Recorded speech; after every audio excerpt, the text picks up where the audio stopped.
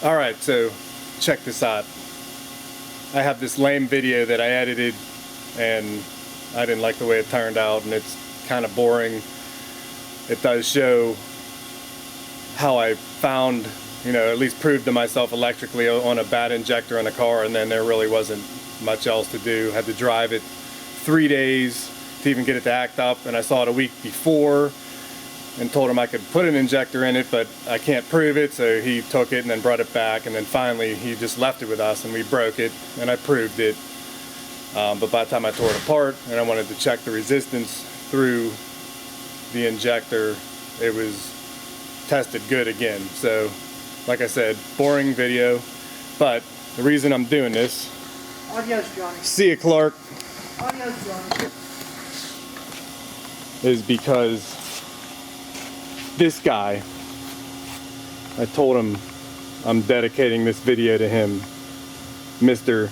Eddie Martinez, or however you pronounce it. I don't know if the Z's in there or not, but I've talked to him a couple times and they were kind of like this, haven't had any videos, and then there was this one, you must be working hard, no videos, and I respond here and there. And then the latest one I got was the top one here. See, Paul made you a star now, you forgot us little people. And then I said, that's it, I have a lame one I edited, I'm dedicating it to you. And then he said, Paul told me to give you a hard time. So this lame video is dedicated to Mr. Eddie Martinez and his accomplice. Let me get set up here. And since I'm in the shop here and the compressor's running and I am busy and I don't always get time to do the kind of videos a lot of you guys like, so I broke out my cell phone here. Look, see, there's a caricature of me and my wife from our adoption day for my little boy. Thought that turned out pretty good. But I texted my mom and I don't know, I don't care if her number shows up, you could all call her. But I asked her for a picture because I needed a picture here of Scanner Danner while I set this up a little bit. And you can see I don't have all the smart boards and all that technology that he has. I just have an old coil, couple rotors, and a bench. So thanks, Paul. I'm gonna blame you for all of the lame reviews on my lame video. I have another one I'll post that's a little bit better either today or tomorrow, but this one's dedicated to Mr. Eddie Martinez and Scanner Danner. Now, in all fairness, you have to look at Santa Claus here, and he is one creepy looking dude. So maybe I'd be crying too, but wait a minute, no, I wasn't crying. So anyway, there's the prelude to my video on an open injector on I think it's a Mercury. Sorry, I'm having a hard time here. In all seriousness though, I really appreciate the feedback I get, and even the ones that wonder where I'm at, and the ones that thank me whenever I take too long and say they like my stuff. And I do want to thank Mr. Scanner Danner here for giving me a plug and growing my couple hundred subscribers into the thousands or whatever they are. So I do appreciate all the feedback and input, good and bad, and thanks, brother.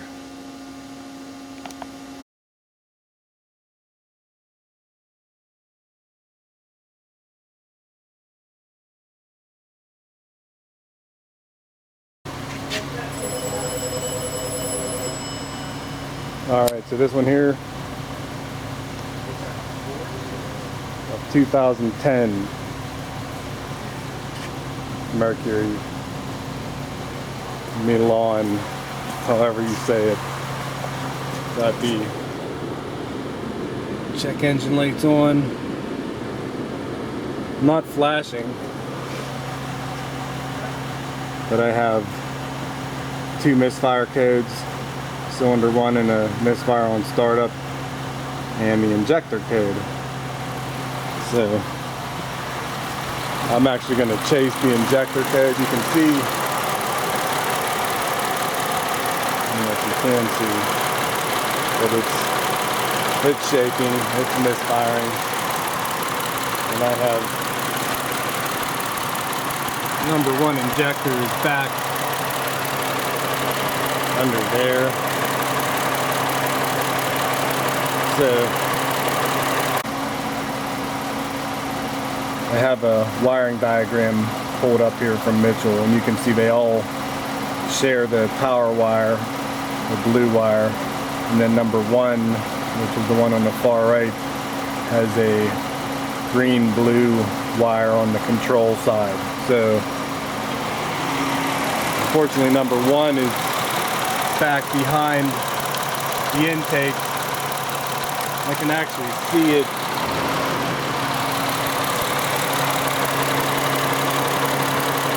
I can see it, the instrument is down there. Get that in the window here. But I can instrument that down there if I want to go further. But there's a bulk plug right here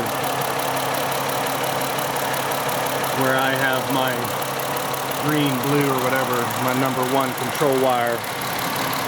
And you can see I'm not showing any voltage there.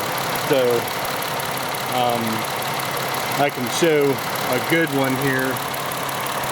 We'll just go, can't remember which one this one is, but there's a good injector signal showing I'm at the 12 volt line and pulling it down to 0. But if I go back to the one, my suspect one here,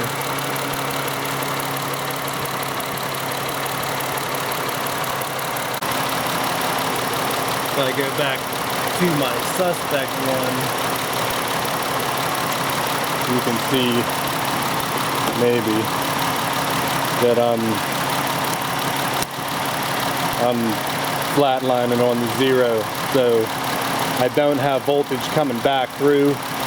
Now I do have my 2 test lights here, and if I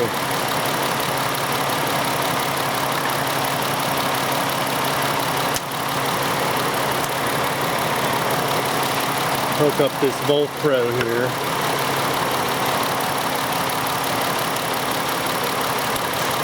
and I'll go to the blue wire on the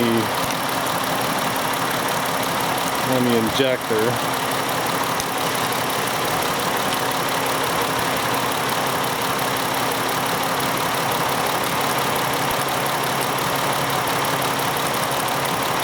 You can see what I'm on the control side, I'm showing like bouncing between 0 and 2 volts,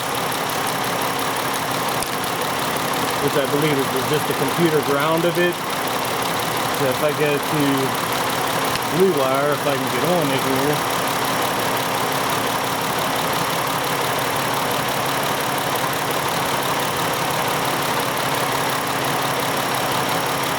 you can see, hopefully you can see,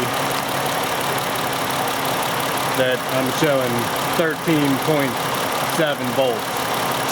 So I have the power there, and then if I haven't figured out how to make this part work on my Volt Pro yet, but if I hook up my old one and I touch the computer control side, you can see I have a flashing green, a flashing ground, so the computer's trying to control it, I even did the same thing on just on a graphing meter, and I went to ohms, and even on a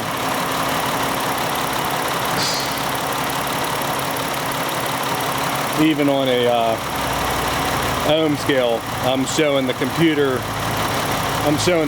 control of this injector. So I have power at the injector, I have a ground pulse, no power coming back out. So, you know, the next step to just confirm is make sure I don't have anything wrong with this wire, but I would be seeing the 12 volts at the injector if I had, you know, a bad wire from the injector to this bulk plug. So I'm pretty confident it's just a bad injector. And I wiggled the end, of course, to make sure it wasn't a connection issue, and I can't get anything to change. So I've been driving this one for 2-3 days trying to make it break, and it finally did. So next step is pull the intake off and change the injector. Alright, after taking the intake off, you can see I'm right down to the rail. Pretty simple, just don't break anything plastic. But here's the one, I think it's the map sensor. Put this back here. So there was the map sensor plug, and then these three just come straight up through in between next to the throttle body, where the I guess that's the purge. I don't know, looks like a purge. I left the insulated EGR piece on, just unbolted the valve and left the tube hooked up, the two vacuum lines, PCV in one, and then the bracket here, which are the two hidden bolts holding that intake, which are right underneath the EGR pretty much. So pretty simple, comes right off.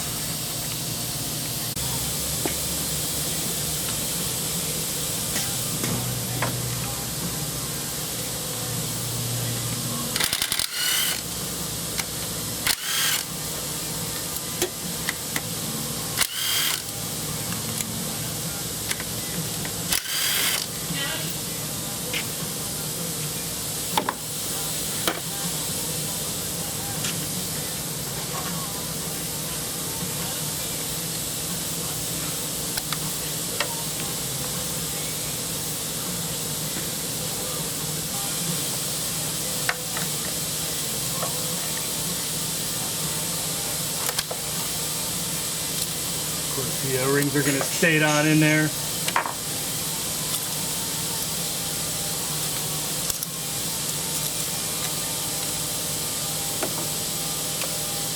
How many did? 3 of them.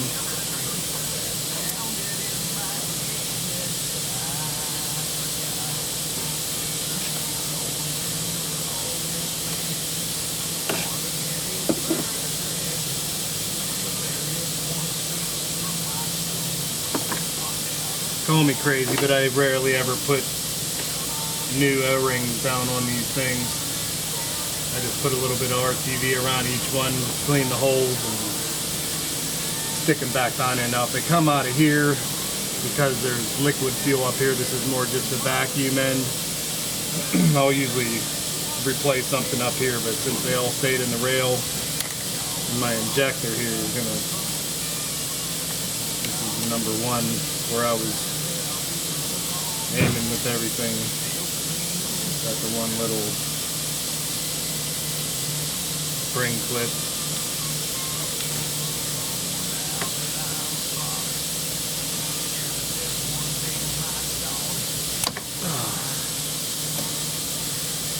These ones here I'll usually replace if I have it apart, but I'll be getting a new one, so there's the injector.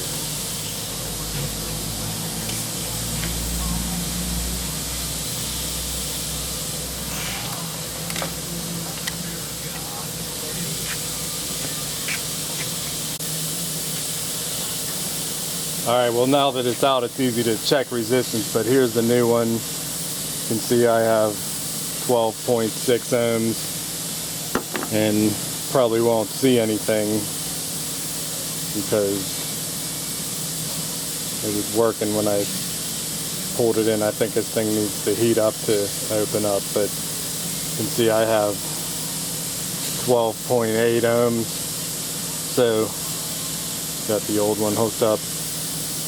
Just probably a connection, you know, from the winding to the terminal or something opening up. I'll definitely get in and make sure the connector end is not messed up either, but on the initial test I didn't even have anything. Even when I jammed the pin in there, it still didn't make the connection for me.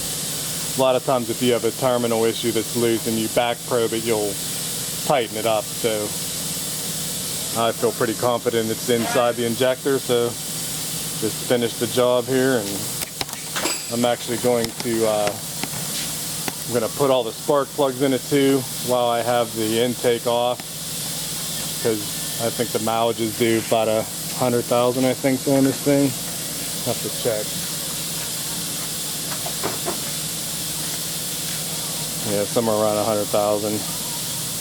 But it's due for those, and I'm actually going to take, when I have the front 3 coils out, since I had no issues other than number 1, I'm going to put all the coils that can pretty much stay cooler. I don't know if you guys have the same experience, but always seems like the coils that are failing are the ones that are under the intake that don't get a chance to breathe, so and cool down a little. So I'm going to put all the front coils in the back, put all the back coils in the front, new plugs, new injector, and that should do it. Get a little grease.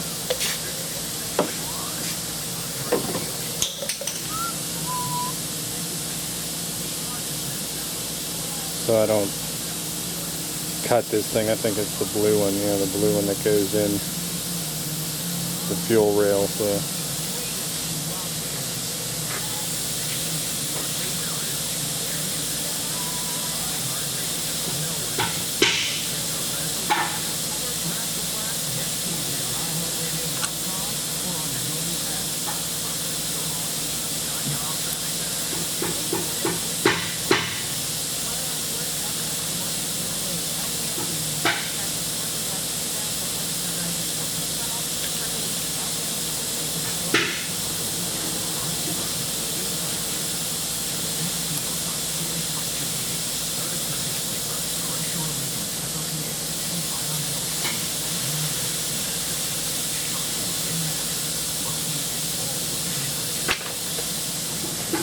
like I said, I don't mess around with the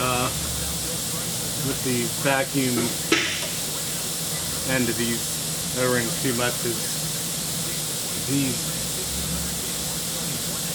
aluminum intakes corrode up, and you could be here all day, and I've never really had any problems with just a little bit of RTV. Because worst that happens if one of these leaks is I get a vacuum leak or a system lean code. So a little bit of RTV on those and slide them right back down in.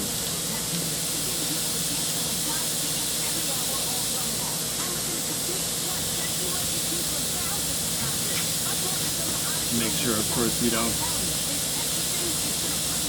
get anything on the injector end.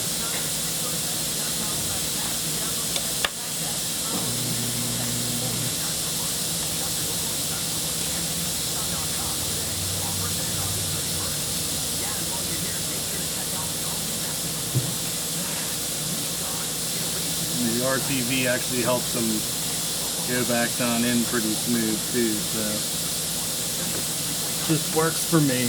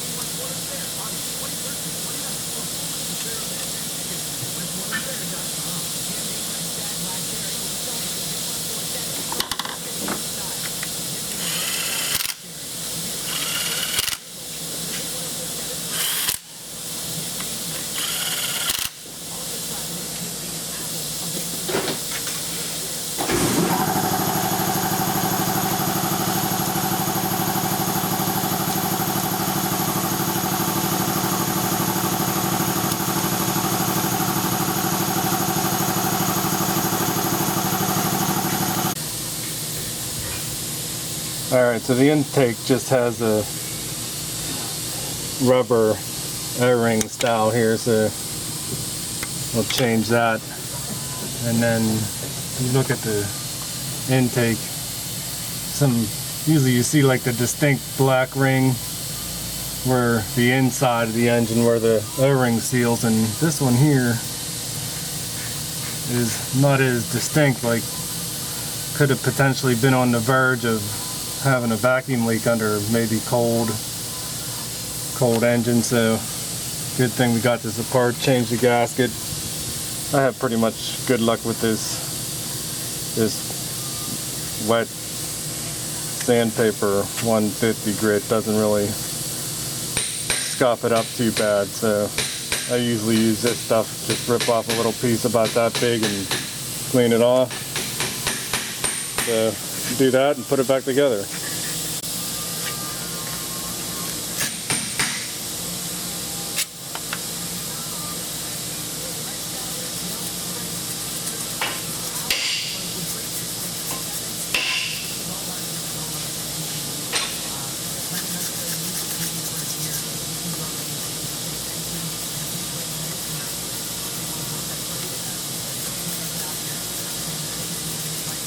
That's really all you got to do.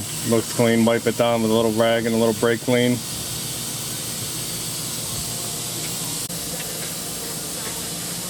Alright, got everything back on, kinda.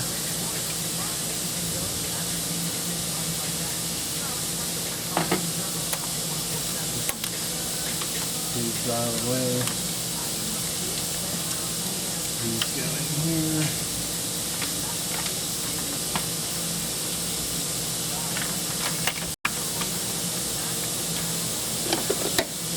One long one that goes through here.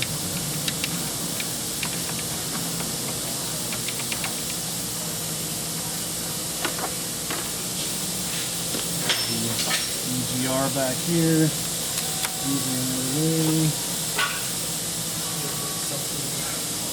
Hanging me up. And then these are the mother.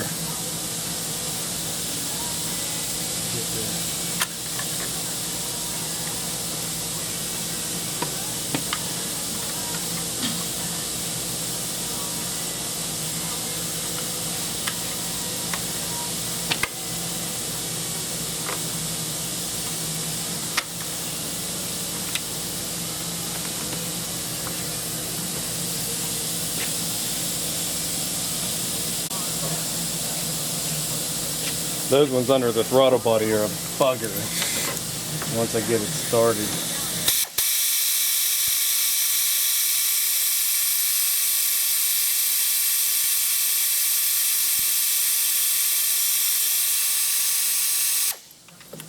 Can run it down most of the way and then snug all these up.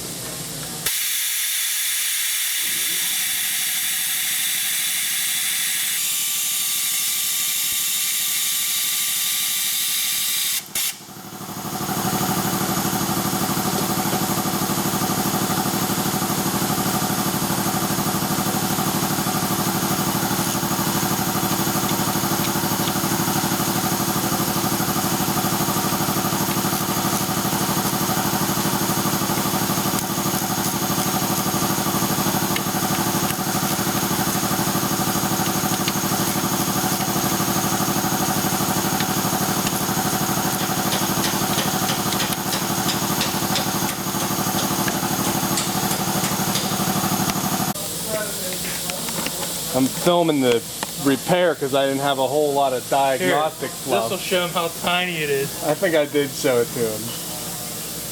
All that for that.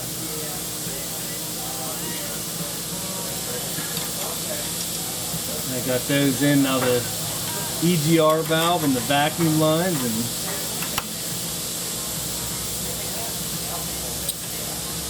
that's it, right? Well, you want air now. Huh? You want air now. I'm filming. Filming. I don't know what I'll edit out.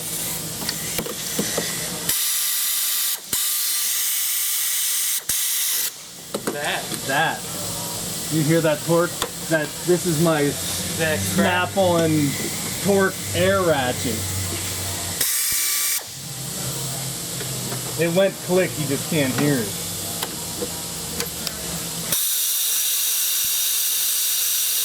Hear it? It went click. What you need to do is record that sound. And whenever you do your air ratchet, make it mute and go click. Yeah. I could probably sell 1 million of them, huh? This is my torque wrench right here then, Nick, right here. Click. That one. It worked good on that Cadillac video. I was just like, click. No, you would. That was it. You would.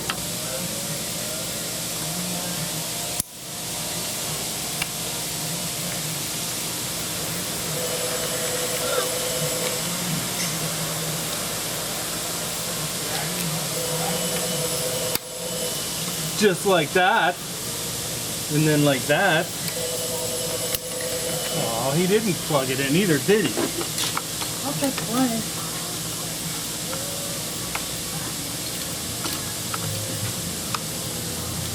Here you go. All plugged in.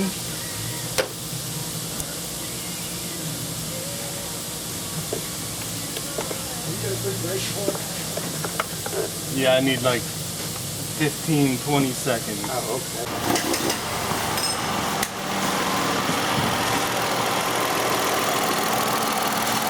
Alright, it's all back together. It ran a little lumpy at first because I had no fuel in the rail, but I don't see any fuel leak in the one I pulled out. So, go drive it. So I can't clear the code because this thing's here for an emission test as well. It's going to end up with a waiver because I don't have time to drive it however many drive cycles I need to make the light turn on itself, and I spent way more than I needed to get a waiver even though the car's fixed. So the only thing I can do is go to the misfire data and misfire. It doesn't give me cylinder specifics on this one, but it does give me a misfire malfunction detection. It was a yes.